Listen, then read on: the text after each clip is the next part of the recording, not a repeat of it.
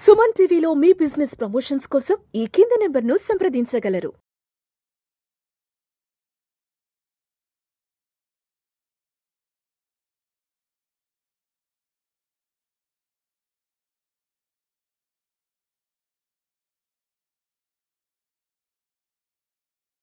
Welcome to Vishnu talks.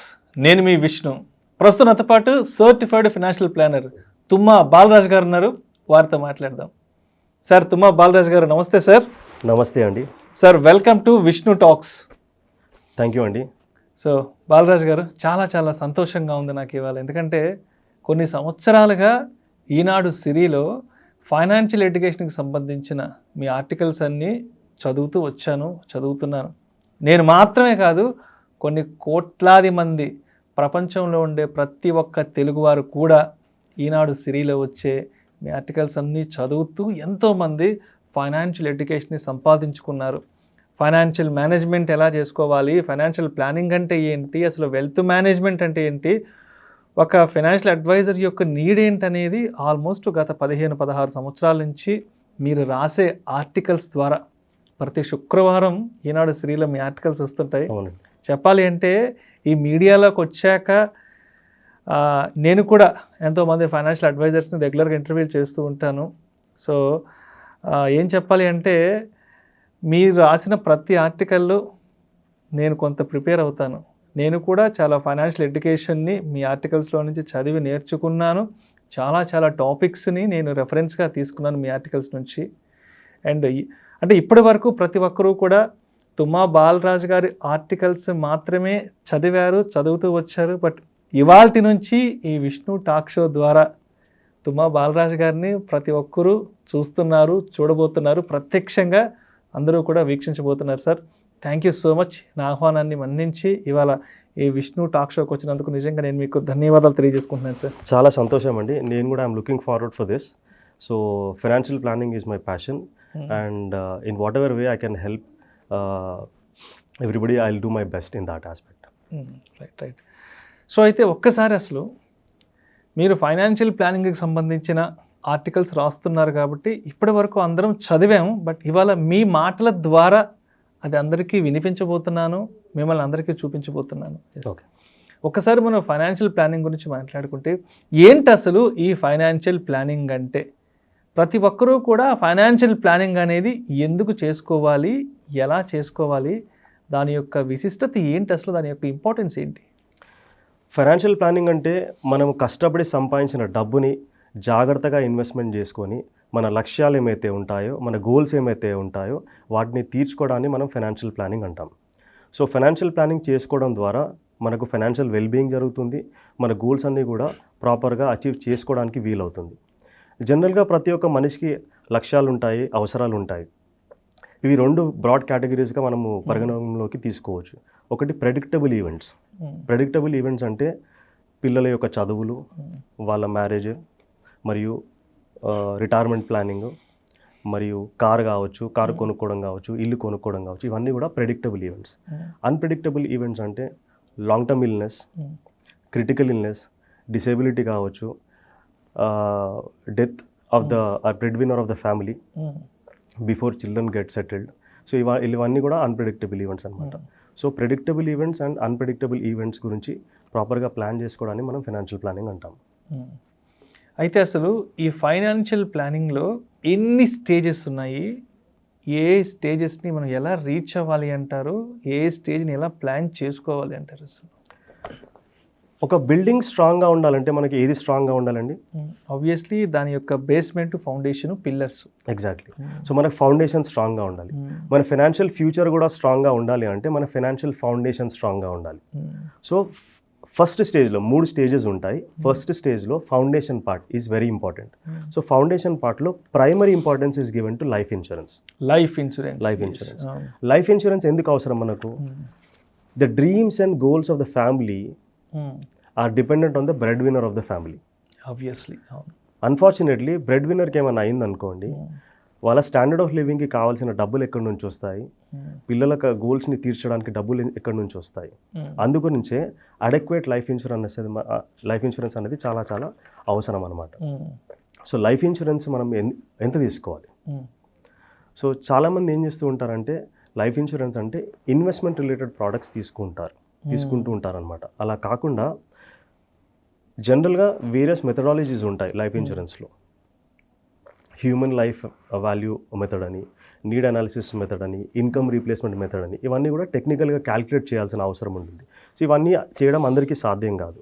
So ఇది సాధ్యం కాని పక్షంలో మనం ఏం చేయొచ్చు అంటే మన యాన్యువల్ ఇన్కమ్ ఏమైతే ఉంటుందో 10 to 12 times మనం లైఫ్ ఇన్సూరెన్స్ కవర్ తీసుకోవాలి. సో ఇది కూడా మనము టర్మ్ ఇన్సూరెన్స్ ద్వారానే తీసుకోవాలి. ఇన్వెస్ట్మెంట్ రిలేటెడ్ ఇన్సూరెన్స్ కాదు, టర్మ్ ఇన్సూరెన్స్ ద్వారా తీసుకోవాలి. టర్మ్ ఇన్సూరెన్స్ అంటే ఏంటి? మనకు కార్ ఇన్సూరెన్స్ తెలుసు కదా. కార్ ఇన్సూరెన్స్ ఎలా వర్క్ చేస్తుంది? మనం కార్కి ఇన్సూరెన్స్ ప్రీమియం చేస్తాము, ప్రీమియం పేమెంట్ చేస్తాము. సో ఒకవేళ కార్కి డ్యామేజ్ అయింది, ఏదైనా రోడ్డు ప్రమాదం జరిగినప్పుడు ఆ ఇన్సూరెన్స్ ఏమైతే ఉందో కార్ యొక్క రిపేర్ ఎక్స్పెన్సెస్ చూసుకుంటుంది. సో సపోజ్ ఆ ఇయర్లో రోడ్డు ప్రమాదం జరగలేదు, మనం కట్టిన ప్రీమియం వెనక్కి రాదు. టర్మ్ ఇన్సూరెన్స్ కూడా అలాగే వర్క్ చేస్తుంది అనమాట. ఏదైనా ఈవెంట్ జరిగినప్పుడు, డెత్ అయినప్పుడు ఆ సమ్మేష్యూర్డ్ అనేది నామినీకి ఇస్తారు. ఏమీ జరగలేదు అనుకోండి, ఆ కట్టిన ప్రీమియం ఫోర్ఫీట్ అయిపోతుంది అనమాట. టర్మ్ ఇన్సూరెన్స్ అనేది తక్కువ ప్రీమియంతో ఎక్కువ కవరేజ్ ఇస్తుంది అనమాట. ఉదాహరణకి ఒక 30 సంవత్సరాల మనిషి పర్సన్ ఒక 1 crore కవరేజ్ కావాలి అని అనుకుంటే దాదాపు ఒక 15,000 నుంచి 20,000 రూపాయల ప్రీమియంతో 1 crore కవరేజ్ తీసుకోవడం సాధ్యమవుతుంది. అదే మనం ఇన్వెస్ట్మెంట్ రిలేటెడ్ ఇన్సూరెన్స్ తీసుకున్నాం అనుకోండి, దాదాపు అదే 1 crore కవరేజ్కి 5 lakhs to 6 lakhs premium pay చేయాల్సిన అవసరం ఉంటుంది అనమాట. సో చాలా తక్కువ ప్రీమియంతో ఎక్కువ కవరేజ్ మనకు దొరుకుతుంది. అయితే చాలా ప్రజలు ఏమనుకుంటారంటే ఇన్సూరెన్స్ కట్టడం వేస్ట్, మనం కట్టిన ప్రీమియం వేస్ట్ అయిపోతుంది, డబ్బులు వెనక్కి రావు అని చెప్పేసి అనుకుంటారు. సో నేను ఒక విషయం మాట్లాడతానండి. జనరల్గా ఒక additional source of income create చేయడానికి చాలామంది ఇష్టపడుతూ ఉంటారు. For example rental income. So rental income రావాలి అంటే మనకంటూ ఒక ప్రాపర్టీ ఉండాలి. సో ఆ ప్రాపర్టీ ఏమైతే ఉంటుందో ప్రాపర్టీకి మనకు మెయింటెనెన్స్ కాస్ట్ అనేది ఒకటి ఉంటుంది. జనరల్గా రెగ్యులర్గా రిపేర్స్, పెయింట్ వేయించడం, అది ఇది అంతా కలిపి ఒక ప్రాపర్టీ వాల్యూ ఒక 1 crore అనుకోండి, కమర్షియల్ ప్రాపర్టీ అనుకోండి. సో ఆ 1 crore ప్రాపర్టీ ఏమవుతుందో దానికి మెయింటెనెన్స్ కాస్ట్ దాదాపు 0.5 to 1% of the property value on an average annual వస్తుంది అనమాట. ప్రతి సంవత్సరం రాకపోవచ్చు, 3-4 సంవత్సరాలకు ఒకసారి రావచ్చు అనమాట. అవన్నీ మీరు యావరేజ్గా క్యాలిక్యులేట్ చేసుకుంటే దాదాపు 50,000 నుంచి ₹1,00,000 వరకు వస్తుంది. కానీ టర్మ్ ఇన్సూరెన్స్ ద్వారా మనం ఇన్స్టెంట్గా ఆ property fraction of the maintenance కాస్ట్ని క్రియేట్ చేయొచ్చు. నేను చెప్పాను కదా ఇంతకుముందు, 15,000 రూపాయలు ప్రీమియం పేమెంట్ చేసి 1 crore protection can be given to the family. Unfortunately, something happens to the breadwinner of the family, this 1 crore is guaranteed to the family. కానీ మనకు అక్కడ రెంటల్ ఇన్కమ్ రావాలి అని అంటే 1 crore ప్రాపర్టీ మన దగ్గర ఉండాలి. దాంతోపాటు ఎవ్రీ ఇయర్ మనం మెయింటెనెన్స్ కాస్ట్ కూడా పే చేస్తాం. So this is something which will be really helpful to the family. So అయితే టర్మ్ ఇన్సూరెన్స్ తీసుకునేటప్పుడు కొన్ని జాగ్రత్తలు మనం తీసుకోవాలన్నమాట. ఒకే కంపెనీ ద్వారా మనం డిపెండ్ అవ్వకుండా మంచి క్లెయిమ్ సెటిల్మెంట్ రికార్డ్ గల 2 కంపెనీలను ఎంచుకొని ఇన్సూరెన్స్ కవర్ని డివైడ్ చేసి తీసుకోవాలి. ఎందుకు తీసుకోవాలి అలా? సపోజ్ మనం ఒకే కంపెనీ ద్వారా తీసుకున్నాం అనుకోండి, due to certain reason claim reject అయింది అనుకోండి, సో ఫ్యామిలీకి డబ్బులు వచ్చే అవకాశం ఉండదు. అదే 2 కంపెనీల ద్వారా మనం తీసుకున్నాం అనుకోండి, ఒక కంపెనీ క్లెయిమ్ సెటిల్ చేయొచ్చు, ఇంకో కంపెనీ క్లెయిమ్ సెటిల్ చేయకపోవచ్చు. అప్పుడు మనం ఇన్సూరెన్స్ ఓంబుడ్స్మన్ దగ్గరికి వెళ్ళడానికి అవకాశం ఉంటుంది.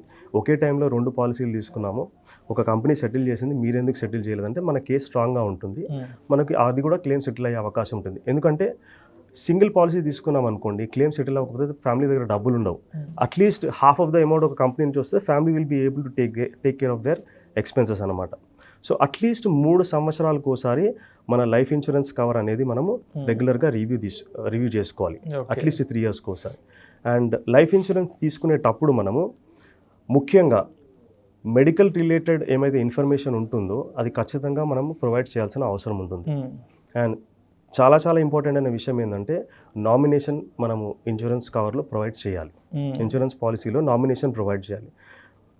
సో నామినీ అంటే నామినీకి డబ్బులు వస్తాయి. In case of any unfortunate event happening నామినీకి డబ్బులు వస్తాయి, కానీ నామినీ డబ్బులు వాడుకునే అర్హత ఉండదు. Nominee can only receive the money, nominee doesn't have the authority to use that money.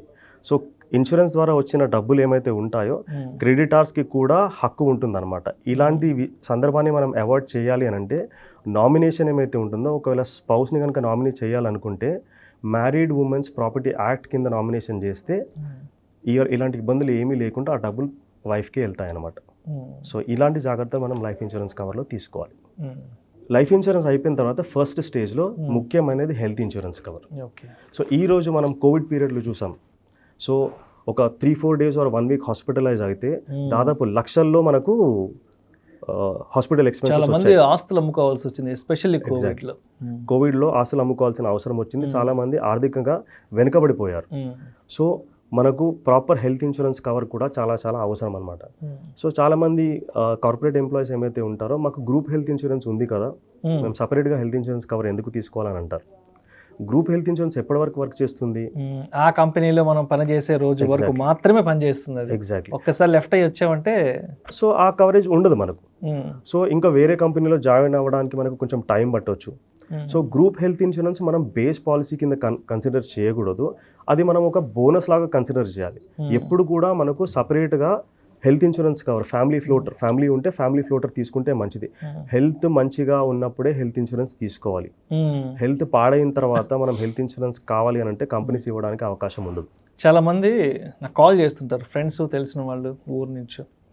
Vishnu, మా డాడీకి యాక్సిడెంట్ అయింది, నాకు ఒక ఇన్సూరెన్స్ కావాలి, నాకెవరన్నా ఒక మంచి ఇన్సూరెన్స్ ఏజెంట్ని పర్సన్ అటాచ్ చేయమంట అడుగుతుంటారు. అంటే అందరూ అన్ని విషయాలు తెలుసుకుంటారు కానీ ఒక ఇన్సూరెన్స్ విషయానికి వచ్చేటప్పటికి ఏది తెలుసుకోరు. ఇన్సూరెన్స్ అనేది అన్నీ బాగున్నప్పుడు మాత్రమే తీసుకోవాలి, అన్నీ బాగున్నప్పుడు మాత్రమే ఆ కంపెనీ మనకి ఇన్సూరెన్స్ ఇస్తుంది. చాలామంది మదరో ఫాదరో ఏదైనా అన్సర్టనిటీ ఏర్పడి హాస్పిటల్లో బెడ్ మీద ఉన్నప్పుడు కాల్ చేస్తారు, సార్ మాకు ఒక 1 కోటి రూపాయలు హెల్త్ ఇన్సూరెన్స్ కావాలి, ఒక 50 లక్షలు కావాలని. అంటే అంటే అటువంటి వాళ్ళకి ఏం చెప్పాలో అర్థం కాదు అసలు. అంటే ఎందుకు అంత చిన్న విషయం పట్ల కూడా అవగాహన తెచ్చుకోలేకపోతున్నారు అర్థం కాదు సార్ అది. ఎందుకంటే ఈ డిజాస్టర్ అనేది, ఈ రిస్క్ అనేది వేరే వాళ్ళకు జరుగుతుంది, మనకు జరగదనే ఒక భావన, ఆలోచన మన దాకా వస్తే కానీ మనకు తెలియదు అనమాట. అందుగురించే హెల్త్ మంచిగా ఉన్నప్పుడు హెల్త్ ఇన్సూరెన్స్ తీసుకోవాలి, యంగ్గా ఉన్నప్పుడు మనం లైఫ్ ఇన్సూరెన్స్ తీసుకోవాలి.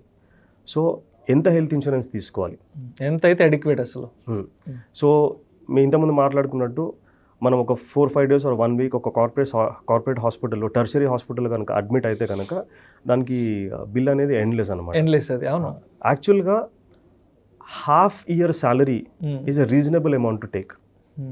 ½ year salary. Okay. ½ year salary వరకు తీసుకోవాలి. 1 year ఉంటే ఇంకా మంచిది. The more the better. So మనము బేస్ పాలసీ ఏమైతే ఉంటుందో, ఫ్యామిలీ ఫ్లోటర్ ఏమైతే ఉంటుందో అది తీసుకోవాలి అని అంటే ప్రీమియం కొంచెం ఎక్కువగా ఉంటుందన్నమాట. సో ప్రీమియం కట్టలేని వాళ్ళు ఎవరైతే ఉంటారో వాళ్ళు అట్లీస్ట్ ఒక 5 to 10 lakhs బేస్ పాలసీ తీసుకొని దానిపైన సూపర్ టాప్అప్ తీసుకుంటే మంచిగా ఉంటుంది.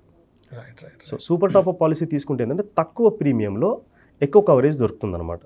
సో మన బేస్ పాలసీ కవరేజ్ అయిపోయిన తర్వాత దాన్ని డిడక్టబుల్ అంటాం.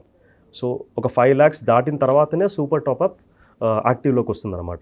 సో సపోజ్ 5 lakhs పాలసీ ఉంది, బేస్ పాలసీ, బిల్ ఒక 10 lakhs వచ్చింది అనుకోండి. సో 5 లక్షలు బేస్ పాలసీ చూసుకుంటుంది, మిగతా 5 లక్షలు సూపర్ టాప్అప్ చూసుకుంటుంది అనమాట. సో తక్కువ ప్రీమియంతో ఎక్కువ కవరేజ్ వస్తుంది సూపర్ టాప్అప్లో. సో మనకు బేస్ పాలసీ కావాలి, సూపర్ టాప్అప్ పాలసీ కూడా కావాలి. ఈ రెండు కూడా ఉంటే చాలా బాగుంటుంది అనమాట. Thank you sir, thank you so much.